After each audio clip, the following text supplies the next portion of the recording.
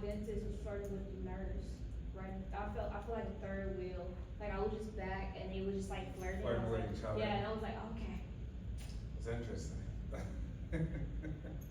I mean, they both look cute together. I was like, y'all look cute, but I need you to focus on my teeth before you Yeah, get you like something don't get else. too distracted, right? Okay, how was the quiz? Was everyone able to complete the quiz? Yeah. Okay. Were you able to see that I put up 2 more discussions? Yes. Okay, we'll try to get an initial post, and if you can, respond to someone else if possible. The other thing was I put up our first lifespan project, which was essentially kind of correlates to what I was asking previously, but we'll make it official, that we will choose a particular phase in life, right? It could be toddlerhood, infancy, early adulthood, adolescence, middle adulthood, right?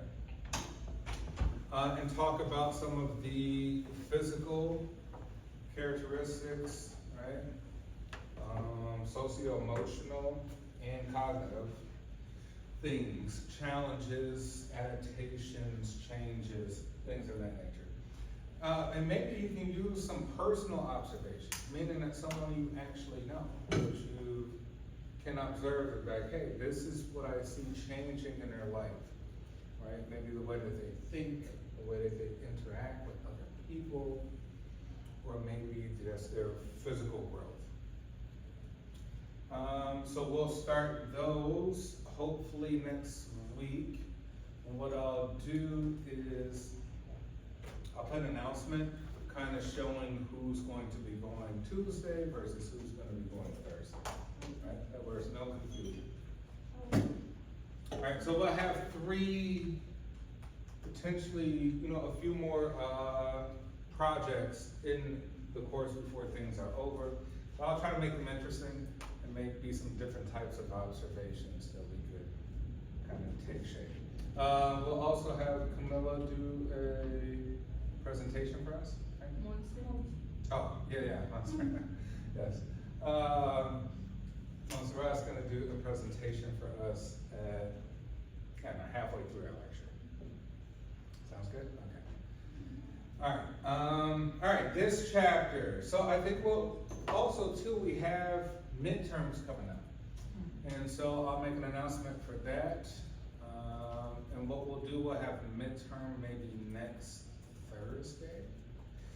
What I'm thinking we could do for a midterm is take it online that day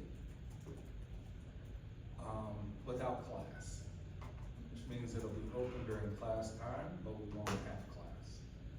You do the midterm during that time frame. All right, so we'll do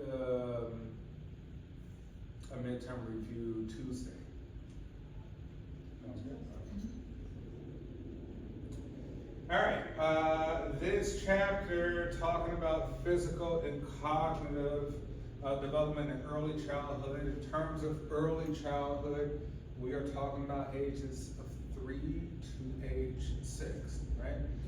So important things we want to remember. At this stage, kids are growing in different ways. As a baby, you say you have more baby fat, right? So we talk about that proximal distal kind of growth.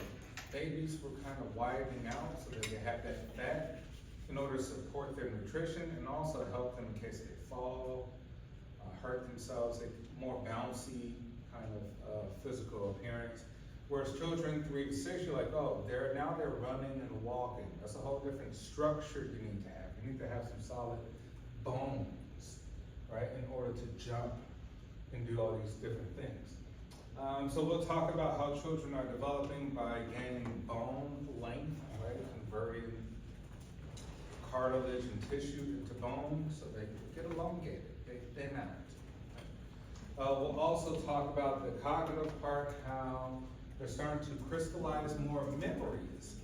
I think about this, you can't remember anything as a baby because you have what we call infantile amnesia.